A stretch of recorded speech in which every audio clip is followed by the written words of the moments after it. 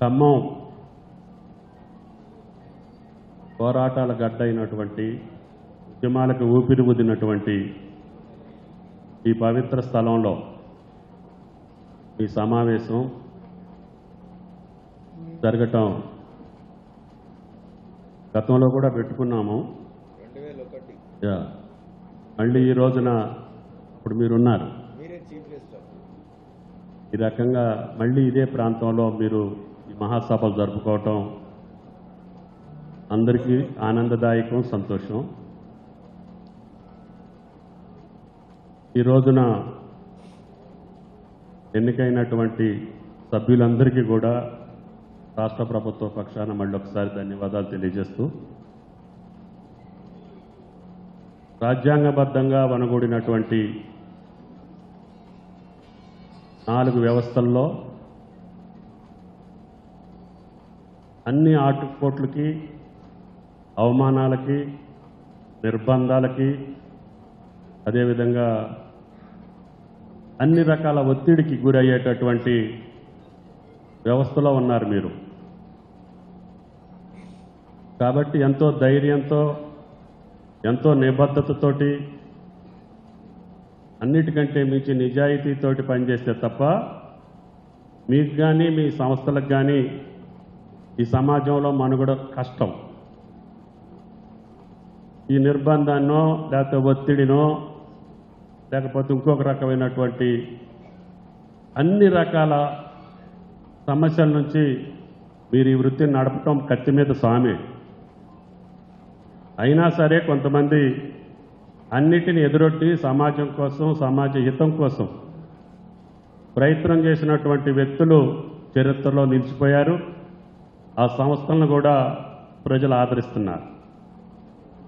సొంతం కోసమో, స్వార్థం కోసమో, స్వలాభం కోసమో మన వృత్తిని ఎక్కడైనా మనం దుర్వినియోగం చేస్తే మన రెప్యుటేషన్ తోటి పాటు మనం పనిచేసే సంస్థల యొక్క రెప్యుటేషన్ కూడా కాలపర్గంలో కలిసినటువంటి పరిస్థితులు కూడా మనం గమనించాం. అందుకనే మన రెప్యుటేషన్ ఉండాలి, మనం పనిచేసే సంస్థ యొక్క రెప్యుటేషన్ ఉండాలి. రెప్యుటేషన్ అంటే ప్రజల యొక్క గుర్తింపు తప్ప మనకి ఏది అవసరం లేదు. అది రాజకీయ నాయకుడికి కావచ్చు, ఒక ప్రభుత్వ ఉద్యోగి కావచ్చు, పత్రికా విలేకరు కావచ్చు, ఒక న్యాయ కోవిదుడు కావచ్చు. దురదృష్టవశాత్తు అన్ని సంస్థల్లో, అన్ని వ్యవస్థల్లో కూడా విలువలు దిగజారిపోయేటటువంటి ఈ రోజుల్లో విలువల కోసం పనిచేయాలి అని అంటే కష్టమైనటువంటి ఈ సమయంలో విలువలు నిలుపుకోవాలి అని అంటే సమాజంలో మన నడవడిక కష్టమైనా కూడా, ఇబ్బంది అయినా కూడా మనం విలువలను కాపాడితే ఆ విలువలు మనల్ని కాపాడుతాయనే దానికి కొంతమంది మనకు ఉదాహరణగా కనపడుతున్నారు సమాజంలో. వాళ్ళని దృష్టిలో పెట్టుకొని మనం పయనించాలి తప్ప వేరే రకంగా వేరే రూట్లో ఉన్నత స్థానాలకు వచ్చిన వాళ్ళని చూసుకొని మనం ఉరుకులు పెట్టాల్సిన పని లేదు, కంగారు పడాల్సిన పని లేదు, వాళ్ళని చూసి అసూయ కూడా పడాల్సినటువంటి అవసరం లేదు. కాబట్టి దయచేసి మీ బాధ్యత బృహత్తరమైన బాధ్యత. ఒక డాక్టర్ తప్పు చేస్తే ఒక రోగి చచ్చిపోవచ్చు, ఒక ఇంజనీర్ తప్పు చేస్తే ఒక ప్రాజెక్టుకి నష్టం జరుగుద్ది. కానీ మీరు తప్పు చేస్తే సమాజానికే నష్టం. మీకు జనాన్ని చైతన్యపరిచే శక్తి ఆ భగవంతుడు మీ తల్లిదండ్రుల దయ వల్ల మీకు వచ్చింది. అది సమాజ హితం కోసం, ప్రజాహితం కోసమే మనం పాటుపడాలి తప్ప మన ప్రత్యేక అజెండా మనకు అవసరం లేదు ఆ వృత్తిలో. అయితే దురదృష్టవశాత్తు మీ యొక్క సంస్థలు కూడా కొంతమంది చేతుల్లో ఉండొచ్చు, కొంతమందికి అనుకూలంగా ఉండొచ్చు, వాళ్ళ ఒత్తిడి కూడా మీ మీద ఉండొచ్చు. ఉన్నా కూడా మీకు కొన్ని నిబంధనలు ఉన్నాయి, మీకు కొన్ని పద్ధతులు ఉన్నాయి. అన్నిటికంటే మీకు మనసుంది, మీకు స్వీయ నియంత్రణ ఉంటే, మీరు సొంతంగా నియంత్రించుకునేటటువంటి శక్తి ఉంటే యాజమాన్యం ఒత్తిడి చేసినా కూడా ఆ వార్తని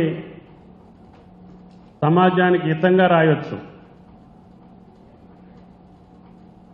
నేను ప్రత్యేకంగా వ్యక్తుల గురించి వ్యవస్థ ఈ రకంగా రాయండి అని చెప్పొద్దని నేను అనుకోను, కానీ వాళ్ళ యొక్క దృక్పథం ఒక తీరుగా ఉండొచ్చు. ఆ వ్యవస్థలో సంస్థలు కొన్ని రాజకీయ పార్టీలకు కొమ్ము కాసే అవకాశం ఉండొచ్చు, లేకపోతే అంతమంది రాజకీయ నాయకులకు కొమ్ము కాసే సంస్థలు ఉండొచ్చు, వ్యవస్థలు ఉండొచ్చు మీరు పనిచేసే వాటిలో. ఆ ఒత్తిడి, ఆ ప్రెషర్ మీ మీద ఉంటుంది. కానీ అల్టిమేట్గా మనకు కావాల్సింది, మేమెట్లా 4 పార్టీలు మారామో మీరు కూడా 10 పేపర్లు మారి ఉంటారు. ఎందుకంటే కరెక్ట్గా ఉంటే మార్చేస్తుంటారు, అవసరం ఉంటే మార్చేసుకుంటారు. మార్చినంత మాత్రాన మనం బతకలేకుండా పోము. కానీ నిజాయితీగానే మారిందంటే మనం ఇంకా ఇది కాకపోతే అది, అది కాకపోతే అది, ఇంకా ఉన్నత పదవులేని మిమ్మల్ని ఆకర్షిస్తాయి తప్ప మీరు సమాజంలో ఎలిమినేట్ చేయబడరు.